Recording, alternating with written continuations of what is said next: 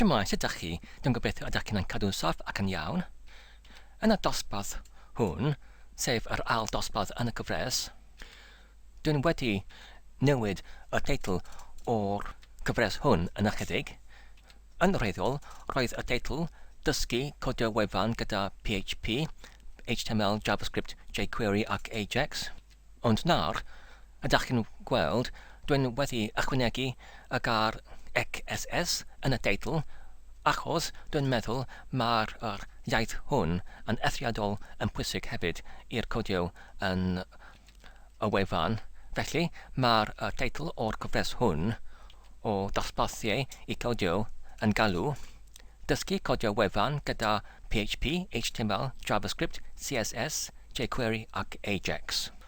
Wedi'r dosbarth olaf, rydyn ni'n wedi ysodi jQuery, Notepad++ ac hefyd PHP 7.3.33 ar fy nghyfrifiadur. Nawr, mae'r cam nesaf yw i dechrau i defnyddio feddalwedd hyn ac hefyd i dechrau dysgu sut i codio wefan gyda'r iaithoedd hyn. Oddi wrth yr dosbarth olaf, rydyn ni wedi creu yr ffolder oddi wrth yr ffolder greddyn, sef wahanod, o/, dysgu, tanlinellu, codio, a dyma'r y ffolder lle rydyn mynd i osod ein cod ni yn y cyfresu o dosbarthiau hyn. Fel dach chi'n gweld, ar y foment, mae'r unig tair ffeil sydd rydyn ni wedi ei lawrwytho oddi wrth yr wefan, oddi wrth yr dosbarth olaf. Yn y fideo olaf, rydyn ni wedi osodi PHP ac hefyd Notepad++, ac hefyd ar gyfer y jQuery, rydyn ni wedi cwblhau pob dim sydd angenrheidiol i osodi y meddalwedd hon ar y cyfrifiadur. Nawr, mae'n amser i dechrau codio. Ar gyfer y cyntaf ffeil o cod, rydyn mynd i creu y ffeil index.html yn y ffolder hwn. Mae'r ffeil index.html yn eithriadol yn pwysig ar y wefan ar gyfer rhesymau o diogelwch, achos mae'r ffeil hwn yn actio fel y ffeil amwell ar gyfer y ffolder. Os mae'r defnyddiwr ar y wefan neu yr ymweledwr ar y gwefan yn unig yn mewnbynnu yr enw y ffolder heb yr ffeil enw, mae'r ffolder yn awtomatig yn gyferio y poriwr tuag at yr ffeil index.html. Os nad yw yr ffeil hwn yn bodoli, fyddai hynny yn arddangos yr holl cymwysiad o'r ffolder i'r poriwr sydd yn eithriadol yn beryglus ar gyfer diogelwch ar y wefan. Felly y cam gyntaf yw i creu yr ffeil index.html ac rydyn ni'n gwneud hynny trwy defnyddio y golygydd Notepad++. Ac rydyn ni'n gallu gwneud hynny drwy codio yn yr iaith HTML. Felly, yn y dyddiau hyn, rydyn ni'n defnyddio y fersiwn diweddaraf o'r HTML, sef HTML5. Ac oherwydd hynny, mae'n angen rhaid i ni i dechrau pob un dudalen HTML gyda'r tag ac o'r cronfach ongl y bychnod, doctype, ac wedyn HTML, cael cronfach ongl, ac wedyn mae angen i mewnbynnu HTML, ac wedyn body, ac wedyn Helo Byd, ac wedyn mae angen i cael y tagiau gyda'r cronfach ongl agor, blaen slaes, ac wedyn yr enw o'r tag, fel hynny. Ac wedyn, mae angen I acib y ffeil trwy'r dewis oddi wrth y prif dewis lein ar y brig, y llythren F ar gyfer ffeil. Ac wedyn, mae'n angen I dewis cadw. Ac wedyn, mae'n angen I cadw y ffeil gyda'r enw index.html. Ac wedyn, mae'n angen I acib fel y fath.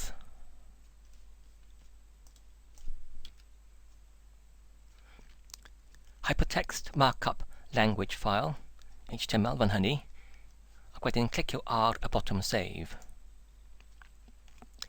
A dyna ni. Os ydych ni'n dychwelyd i'r ffolder, mae'r ffeil HTML yn bodoli, ac wedyn I agor yr ffeil yn yr poriwr, mae angen yn unig I double-clicio ar y ffeil fel hynny. A dyna'r dudalen wedi ei agor, a dyna'r dudalen wefan wedi ei agor yn y poriwr.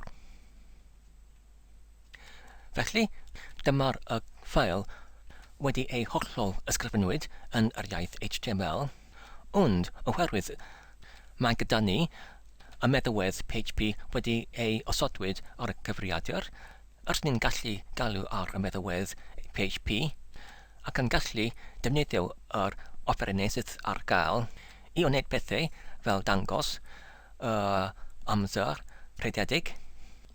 Felly, I gwneud hynny, ydych ni'n gallu ychwanegu llinell newydd, ac wedyn ydych ni'n gallu galw ar meddalwedd PHP. I wneud hynny, mae angen yn gyntaf I dechrau gyda'r cronfach ongl agor, ac wedyn yr gofynod, ac wedyn yr gair PHP, ac wedyn mae angen I cau yr cyfnod hwn gyda'r gofynod, ac wedyn y cau cronfach ongl, mae hynny, ac wedyn ydych ni'n gallu gwneud rhywbeth fel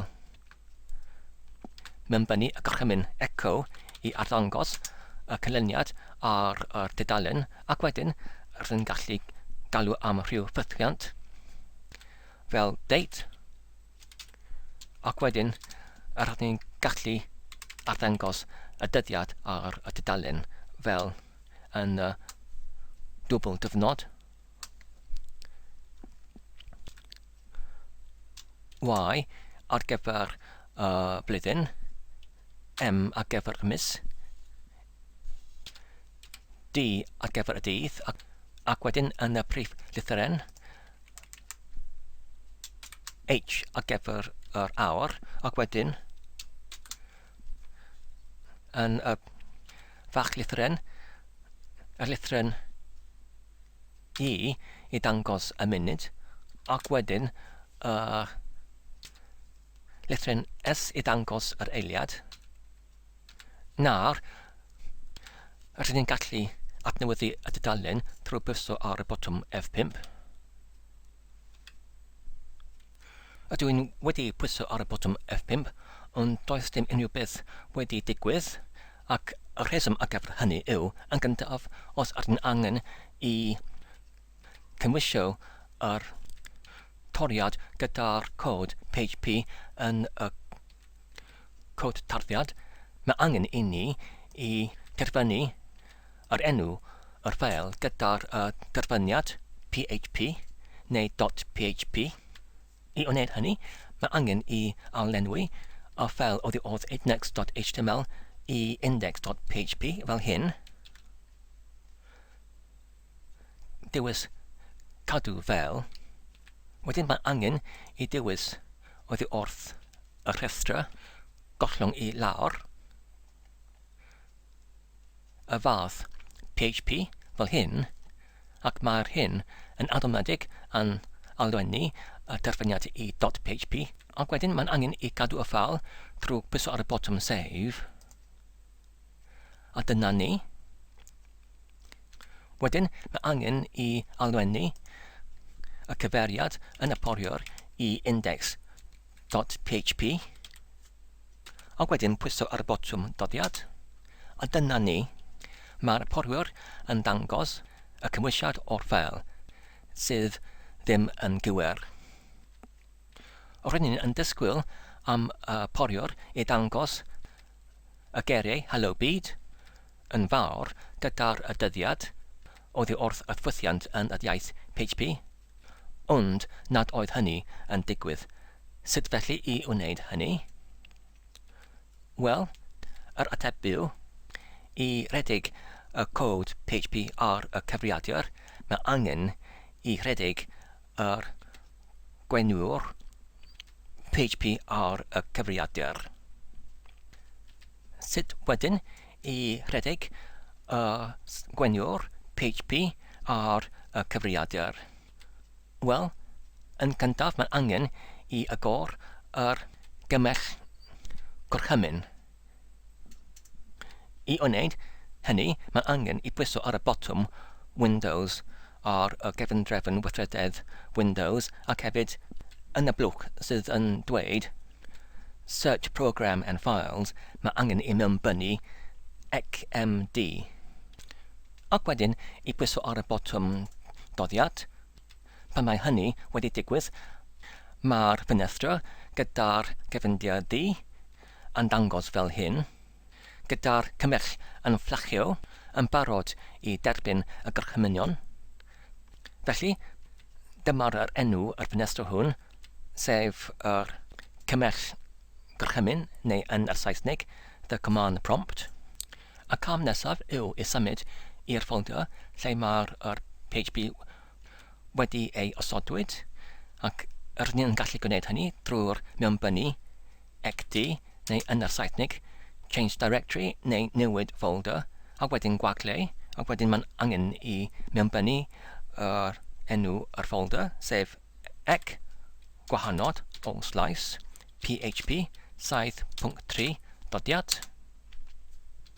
Ac wedyn i dechrau gwenwr, mae angen i mewnbynnu PHP gwagle namin prif lythren S gwagle, ac wedyn yr enw o'r wefan gwenwr ar eich cyfrifiadur, sef localhost, oherwydd mae'r gwenwr hyn yn lleol i'ch gyfrifiadur, ac wedyn mae angen i mewnbynnu yr gwahanod, ac wedyn yr chrif portladd neu port, ac ni'n gallu rhoi chrif fel 8000, ac wedyn gwagle, ac wedyn namin, ac wedyn fach lythren T i benodi y ffolder lle mae'r cod yn bodoli, ac wedyn mae angen i mewnbynnu yr ffolder, sef ec gwahanod /dysgu tanlinellu codio, ac wedyn mae angen i pwyso ar y botwm doddiad. Mae angen i esbonio mae'r dewisiad namin T yn cynrychioli y gair yn Saesneg doc root, sef y ffolder greddyn ar gyfer yr lleoliad wefan ar eich gyfrifiadur. Ac ar y linell hon mae'r doc root yn y ffolder ec gwahanod /dysgu tanlinellu codio. Nawr yn ôl yn y poriwr, mae angen i mewnbynnu y cyfeiriad URL neu URL ar gyfer y dudalen index.php. A ni wedi penodi mae'r doc root neu gwraidd docfynnu yn dysgu codio, felly does dim angen rhaid i mewnbynnu hynny yn yr cyfeiriad ond mae'n angen rhaid i mewnbynnu localhost ac wedyn index.php doddiad.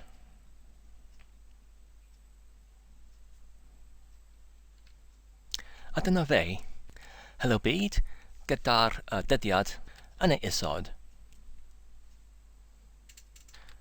A dyna'r cod unwaith eto.